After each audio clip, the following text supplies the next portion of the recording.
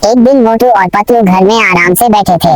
अचानक मोटू ने चिंतित स्वर में कहा, पतलू, मेरी नानी की तबीयत बहुत खराब है, मुझे तुरंत शहर जाना पड़ेगा, तुम खाना खाकर सो जाना।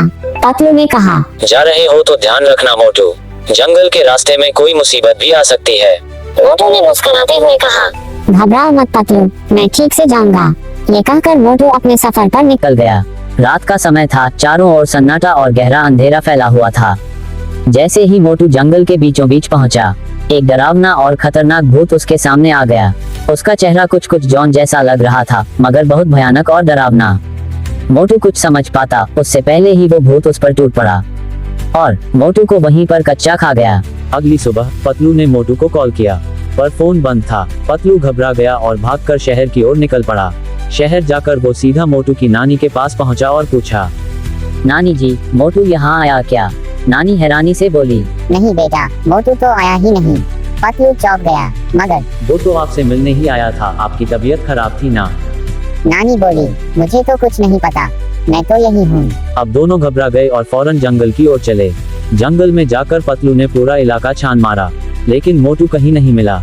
थोड़ी ही देर में वह डॉक्टर झटका के पास पहुंचा। पतलू ने रोते हुए कहा, डॉक्टर झटका, मोटू शहर गया था पर अब तक वापस नहीं आया, उसका फोन भी बंद है। डॉक्टर झटका गंभीर हुआ और बोला, अगर ऐसा है तो मैं एक खास मशीन बना रहा हूँ जिससे मोटू का लोकेशन मिल जाएगा।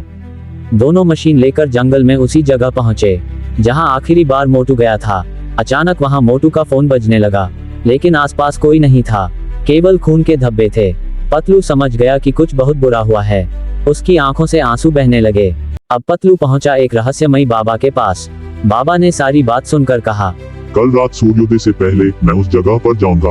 मैं तंत्र विद्या से उस भूत को बुलाऊंगा और फिर उसे हमेशा के लिए खत्म कर दूंगा।